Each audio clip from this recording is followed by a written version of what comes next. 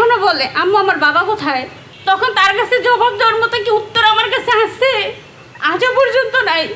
কারণ তার বাবা যাওয়ার সময় তারা বলে গেছে যে বাবা তুমি থাকো, আমি ডিউটিতে যাই। এখনো আমার মেয়েটারে কেউ জিজ্ঞেস করলে বলে যে আমার বাবা ডিউটিতে আছে।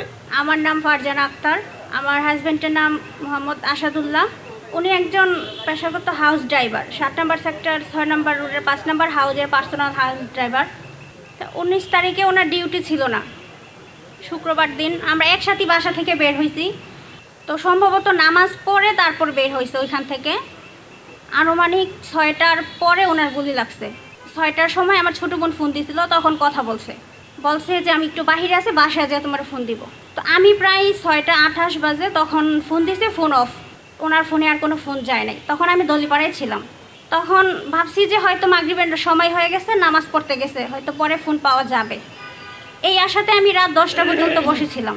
10টার পর দেখি যে ফোন আর খুলে না, ফোন বন্ধ। তখন একটু টেনশন হয় যে 10টা বাজে গেছে, একটা মানুষ এতক্ষণ সময় হয়ে গেছে, যে মানুষটা প্রতিটা ঘন্টায় ঘন্টায় আমার ফোন দিয়া খোঁজ খবর নেয়, কোথায় আসো, কী করতেছো, ডিউটিতে আসা যাওয়া সব সময় ঘন্টায় ঘন্টায় আমার ফোন দেয়। এই মানুষটা রাত 10টা বাজে গেছে, একটা ফোন তার ফোন থেকে আসে না। তো অনেকটা টেনশন হয়ে আমার প্রতিটা আত্মীয় স্বজনের কাছে আমি ফোন দিয়ে বলছি যে ওনার ফোনটা এখনো বন্ধ কেন। হাউজে ফোন দিছি, ওনার ডিউটি ছিল না, বলছে যে না উনি হাউজে আজকে আসে নাই। তারপরে আমার ছোট দেবরে পাঠাইছি যে হাউজে যা দেখো ওনার সাইকেল আছে কিনা, উনি সাইকেল নিয়ে বের হয়েছে। তো ও হাউজে যা দেখে যে সাইকেল নাই। আমাদের অটো ছিল গ্যারেজে, ওইখানে আমি গেছি রাত 11টা বাজে, তখন 11:30 বাজে। তখন আমি গ্যারেজে যাইয়া গ্যারেজের যে মালিক ওনারা জিজ্ঞেস করি যে উনি গ্যারেজে আসছিল কিনা। বলে যে না উনি আজকে সারাদিন কোনো গ্যারেজে আসে নাই। একটা মানুষ যাওয়ার সময় আমার বলে গেছে যে তুমি থাকো, আমি আসতেছি, নামাজ পড়ে আইসা তোমার একসাথে নিয়ে যাব বাসায়। যাওয়ার সময় একসাথে আমরা গেছি, ওইখানে আমারে বলতেছে যে তুমি থাকো, আমি আসতেছি নামাজ পড়ে। তো আসে বলে যে গেছে, সে আজও পর্যন্ত আমার কাছে ফিরে আসে নাই। তো এরপর থেকে রাত্রিবেলা তো উত্তরাতে প্রত্যেকটা গলিতে আমরা খুঁজছি, ওনার কোনো খবরই পাওয়া যায় না, কেউ বলেই না আমাদেরকে। তারপর 20 তারিখ সকাল থেকে তো আমাদের পুরো উত্তরাতে প্রতিটা হসপিটালে, থানায় আমি নিজে যা খুঁজে আসছি। তারপর ঢাকা মেডিকেলে, সব জায়গায় আস্তে আস্তে 4 দিন যাবৎ আমি প্রতিটা ঢাকা শহরে যতটা হসপিটাল বলেন, থানা বলেন, প্রত্যেকটা জায়গায় আমি যা খুঁজে আসছি। মর্গে যে লাশগুলা রাখে ফ্রিজে, অনেক মানুষ যাইতে ভয় পায়, দুর্গন্ধতে অনেকে যাইতেও চায় না। আমি নিজে যে প্রতিটা ফ্রিজের দরজা খুলে খুলে দেখে আসছি, একটু পরিমাণে আমার ভিতরে ভয় লাগে না। যদি আমি পাই প্রতিটা হসপিটালের আইসিইউতে যা ঘুরে আসছে, যদি আমি কয়েকটা খবর পাই কেরানীগঞ্জের যেই কারাগার থাকে ওইখান পর্যন্ত আমরা যা খোঁজ নিচ্ছি, যে ওইখানে আর কি অনেক লোক আটকে রাখছিল, পরবর্তীতে সাইডা দিছে। ওইখানেও আমি যা খোঁজ নিয়েছিলাম, কোথাও কোনো খোঁজ পাওয়া যায় নাই। তবে আশা রাখছি যে হয়তো কোনো একদিন ফিরে আসবে। যখন 5 তারিখে শেখ হাসিনার পতন হয়, তারপর থেকে অনেক জায়গা থেকেই, আয়নাগর থেকে, তারপর অনেক যেই লোকগুলারা গুম করে রাখা হয়েছিল, প্রত্যেকটা মানুষেরই ছাইড়া দিছে। তখন হয়তো মনের ভিতরে একটা আশা ছিল যে এখন হয়তো ছেড়ে দিবে, হয়তো কোথাও আটকা আছে ছেড়ে দিবে।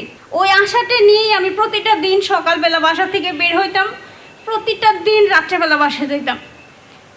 এই আন্দোলনের সময় অনেকের গরম পানি দিছে, উপর থেকে গুলি করছে, সিটা গুলি দিছে, তখন কিন্তু আমি রাস্তায় ছিলাম, কোনো গাড়ি চলতে দিত না, হাইটা আমি রাস্তা পার হইতাম, হাইটা প্রত্যেকটা থানায়।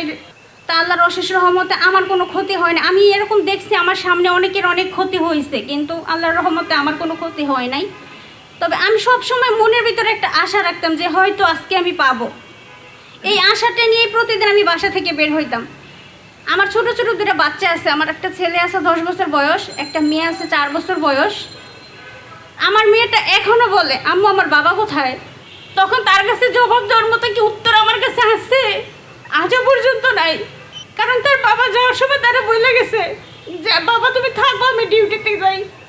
এখনো আমার মেয়েটারে কেউ জিজ্ঞেস করলে বলে যে আমার বাবা ডিউটিতে আছে। আমার এই ছোট মেয়েটার প্রশ্নের উত্তর দেওয়ার মতো কি উত্তর কারো কাছে আছে? এখনো পর্যন্ত আমি তারা বলতে পারি না যে তোমার বাবা নাই। তারপর যখন 10 তারিখে আমরা ঢাকা মেডিকেলে যাই, তখন ওনারা সিসি ক্যামেরা ফুটেজ দেখায়। এর মাঝখানে আমি অনেকবার সিসি ক্যামেরা ফুটেজ দেখতে চাইছি, ওনারা নাকি ক্রিসেন্ট হসপিটালে রাখা হয়েছিল। তো ওইখান থেকেও আমি সিসি ক্যামেরা ফুটেজ কানেক্ট করার অনেকভাবে চেষ্টা করছি, কোনো কিছুতেই ওনারা সিসি ক্যামেরা ফুটেজ দেখায়নি আমাদেরকে। তখন যদি ওনারা দেখাইতো আমাদেরকে তাহলে কিন্তু আমি এই খবরটা আরও আগে পাই, কিংবা ঢাকা মেডিকেল থেকে সাথে সাথে গেলে হয়তো বা আমরা ওনার লাশটা অন্তত খুঁজে পাইতাম। যদিও মানুষটারে জীবিত না পাইলে ওনার লাশটা অন্তত আমরা খুঁজে পাইতাম, কিন্তু ক্রিসেন্ট থেকে ওনারা আমার সিসি ক্যামেরা ফুটেজটা দেখায় নাই। আমি বলছি যে আমার একটু দেখান, ওনারা দেখায় নাই, বলছে যে হ্যাঁ আপনার হাজব্যান্ড ছিল, আপনার ঢাকা মেডিকেল যান। তো ঢাকা মেডিকেল আমি অনেকবার গেছি সিসি ক্যামেরা ফুটেজ দেখার জন্য, কিন্তু কোনো কিছুতে ওনারা আমাকে সিসি ক্যামেরা ফুটেজ দেখায় নাই। 7 নম্বর সেক্টর 2 নম্বর রোডের একটা ভদ্রলোক, উনি 3 তলা থেকে একটা ছবি তুলে রাখছিল যে কেউ যদি খোঁজ করতে আসে তাহলে ছবিটা দেখাবো, আর ওনার সাইকেলটা রেখা দিছিল।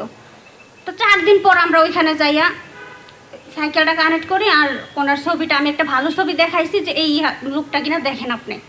তখন উনি বলছে যে হ্যাঁ এই লোকটাই ছিল, ওনার সাইকেলটা আছে আমার কাছে, আর উনি ক্রিসেন্টে নিয়ে গেছে, আপনারা ক্রিসেন্টে একটু খোঁজ করে দেখতে পারেন।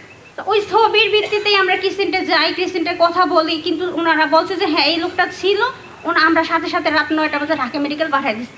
তো এই ভিত্তিতে আমরা আবার ঢাকা মেডিকেল অনেকবার গেছি, কোনো কিছুতেই ওনারা আমাদেরকে দেখায় না, বলে যে না আপনারা খুঁজে নেন। তো ঢাকা মেডিকেল তো ছোটো না, অনেক বড় হসপিটাল, প্রত্যেকটা তালায় তালায় প্রত্যেকটা রুমে রুমে আমার লোক যায় যায় খুঁজে আসছে, কিন্তু কোথাও কোনো খোঁজ পাওয়া যায় নাই। এর মাঝখানে আমরা মিসিং ডায়েরি করতে গেছি, তাও অনেক ঝামেলা হয়েছে নেটের কারণে, মিসিং মামলা করতে নেয় না।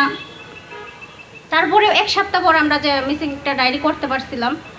তারপর 10 তারিখের পর আমাদেরকে ঢাকা মেডিকেল থেকে সিসি ক্যামেরা ফুটেজ দেখায়। দেখানোর পরে ওনারা বলে যে আঞ্জুমান মফিজুল ইসলাম ফাউন্ডেশনে আমরা পাঠিয়ে দিচ্ছি 24 তারিখ। উনি 19 তারিখ এখানে রাত্রেবেলা ভর্তি হয়েছে, 22 তারিখ রাত্রেবেলা মারা গেছে, 24 তারিখে আমরা আঞ্জুমান মফিজুল ইসলামে পাঠিয়ে দেই। তো আঞ্জুমান মফিজুল ইসলামে যাই, তখন ওনারা বলে যে আমরা এখান থেকে রায়ের বাজার বুদ্ধিজীবী কবরস্থানে দাফন করে দিছি। আমাদের কাছে সব ধরনের প্রমাণ আছে, কিন্তু আমি বলছি যে এটা কি শনাক্ত করা যাবে কোনোভাবে, যদি আমরা আরেকটু শিওর হওয়ার জন্য দেখতাম। পরে বল যে না এটা আমাদের পারমিশন নাই, এটা অনেক ঝামেলা হবে, আমরা দেখাইতে পারবো না। কিন্তু সিসি ক্যামেরা ফুটেজ সব ধরনের প্রমাণ আমার কাছে আছে যে এইটা আপনার হাজব্যান্ড ছিল, আর এইখানেই দাফন করা হয়েছে, একসাথে 8 জনটা দাফন করা হয়েছে পাশাপাশি কবরে।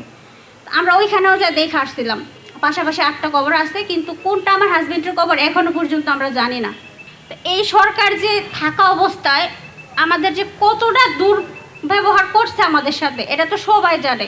একটা মানুষ রাস্তায় একা চলাচল করতে পারে নাই। তো এইরকম যাতে আর কখনো না হয়, যেই সরকারই আসুক সেই সরকারের কাছে আমাদের সবারই একটাই অনুরোধ থাকবে, যাতে এরকম গণহত্যা যাতে আর কখনো না হয়। এরকম আমাদের মতো আর কোনো বোন যাতে এই বয়সে স্বামী হারা না হয়, আমার বাচ্চার মতো এরকম ছোট ছোট 2টা বাচ্চা আমার, এরকম যাতে ছোট ছোট কোনো বাচ্চা যাতে তার বাবাকে না হারায়।